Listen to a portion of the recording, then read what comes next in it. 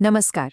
क्या कभी ऐसा महसूस हुआ है कि महीने की पहली तारीख को सैलरी अकाउंट में आती है और देखते ही देखते पता ही नहीं चलता कि वो कहाँ चली गई? अगर हाँ, तो ये चर्चा आपके लिए ही है। ये कहानी तो जैसे घर घर की है ना? सैलरी क्रेडिट होने का मैसेज आता है, कुछ दिन बड़ी खुशी रहती है और फिर अचानक अकाउंट बैलेंस देखकर लगता है कि अरे, सारा पैसा गया कहाँ? तो कुछ पैसा शायद यहाँ गया हो, बस एक क्लिक और गर्मा गर्म खाना दरवाजे पर। लेकिन ये छोटे छोटे से लगने वाले ऑर्डर महीने के आखिर में मिलकर एक बहुत बड़ा अमाउंट बन जाते हैं। और कुछ यहाँ भी, एंटरटेनमेंट से लेकर अलग अलग सर्विसेज तक हर महीने ऑटोमेटिक पेमेंट्स कटती रहती हैं और हमें कई बार इसका एहसास तक नहीं होता। और हाँ, ऑनलाइन सेल्स को कैसे भूल सकते हैं? बिग डिस्काउंट और लिमिटेड टाइम ऑफर का लालच हमें अक्सर वो चीजें भी खरीदने पर मजबूर कर देता है जिनकी शायद हमें असल में जरूरत भी नहीं होती। लेकिन एक मिनट रुकिए, क्या हो अगर असली प्रॉब्लम हमारी कमाई में नहीं बल्कि हमारे सोचने के तरीके में हो, कि ये असल में अर्निंग प्रॉब्लम है ही नहीं, ये तो एक थिंकिंग प्रॉब्लम है।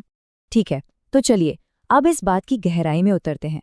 हम 5 ऐसे साइकोलॉजिकल ट्रैप्स यानी कि दिमागी जालों को समझेंगे जो हमें ज्यादा खर्च करने पर मजबूर कर देते हैं। इसे एक छोटी सी वर्कशॉप समझिए और खुद को परखने के लिए तैयार हो जाइए। पहला और सबसे कॉमन ट्रैप है इंस्टेंट ग्रेटिफिकेशन, मतलब तुरंत मिलने वाली खुशी।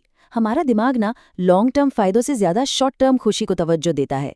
वो नया फोन आज ही चाहिए, भले ही उसके चक्कर में हमारे लंबे समय के गोल्स पीछे छूट जाएं। खुद से पूछिए, पिछले हफ्ते ऐसी कौन सी चीज खरीदी थी जो बस उस पल की खुशी के लिए थी? दूसरा ट्रैप है 80-20 का नियम, और ये बड़ा दिलचस्प है। अक्सर ऐसा होता है कि हमारे 80% फालतू खर्च सिर्फ 20% कैटेगरीज पर होते हैं, जैसे कि फूड ऐप्स, कुछ सब्सक्रिप्शंस और वो अचानक से की गई शॉपिंग। जरा अपने पिछले महीने के खर्चों पर नजर दौड़ाइए। क्या आप उन 20% चीजों को पहचान पा रहे हैं जो आपका 80% पैसा खत्म कर रही हैं? और अब तीसरा ट्रैप, इमोशनल स्पेंडिंग। जब हम दुखी होते हैं या स्ट्रेस में होते हैं तो शॉपिंग करना एक आसान रास्ता लगता है। इससे दिमाग में डोपामाइन रिलीज होता है और हमें अच्छा महसूस होता है। पर यह खुशी सिर्फ थोड़ी देर की होती है और हमारी असली प्रॉब्लम जस की तस बनी रहती है। अगला ट्रैप है लाइफस्टाइल इन्फ्लेशन। ये तो हम सब ने महसूस किया होगा। जैसे जैसे हमारी सैलरी बढ़ती है, हमारे खर्चे भी उसी स्पीड से बढ़ जाते हैं। पहली नौकरी में बाइक ली, प्रमोशन मिला तो कार ले ली, अपग्रेड तो हो गया, लेकिन साथ में ईएमआई का बोझ भी आ गया। नतीजा, हम हमेशा एक फाइनेंशियल स्ट्रेस में ही रहते हैं। और आखिरी और शायद सबसे बड़ा ट्रैप, कोई साफ फाइनेंशियल लक्ष्य का न होना। जब कोई मंजिल ही नहीं होती तो हम कहीं भी भटकते रहते हैं। खर्च बिना सोचे समझे होता है। लेकिन सोचिए, जिसका लक्ष्य साफ है, जैसे कि घर खरीदना या जल्दी रिटायर होना, वो हर फालतू खर्च करने से पहले 100 बार सोचेगा। तो अब तक हमने प्रॉब्लम को तो अच्छी तरह समझ लिया है, तो अब बात करते हैं समाधान की। एक बहुत ही आसान सा नियम जो आपके पैसों का कंट्रोल वापस आपके हाथों में दे सकता है। सवाल तो यही है कि आखिर पैसे को मैनेज करने का सबसे असरदार तरीका क्या हो सकता है? दुनिया भर के फाइनेंशियल एक्सपर्ट्स क्या सलाह देते हैं?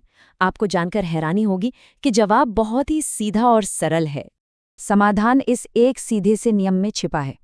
कमाएं, फिर बचाएं और उसके बाद जो पैसा बचे उसे खर्च करें। यहाँ सबसे जरूरी है इसका क्रम। ज्यादातर लोग कमाते हैं, फिर खर्च करते हैं और आखिर में जो बच गया उसे बचाने की सोचते हैं। हमें बस इस क्रम को पलटना है। सैलरी आते ही सबसे पहले अपनी बचत का हिस्सा अलग रख देना है। और जाते जाते इस एक विचार को हमेशा याद रखिएगा, ये सिर्फ एक आदत नहीं, ये एक सोच है, एक माइंडसेट है। अमीर लोग वो नहीं बचाते जो खर्च के बाद बच जाता है, वो पहले बचाते हैं और फिर बचे हुए पैसों को खर्च करते हैं। सोचिए, सिर्फ ये एक छोटा सा बदलाव किसी की भी फाइनेंशियल लाइफ को कितना बदल सकता है।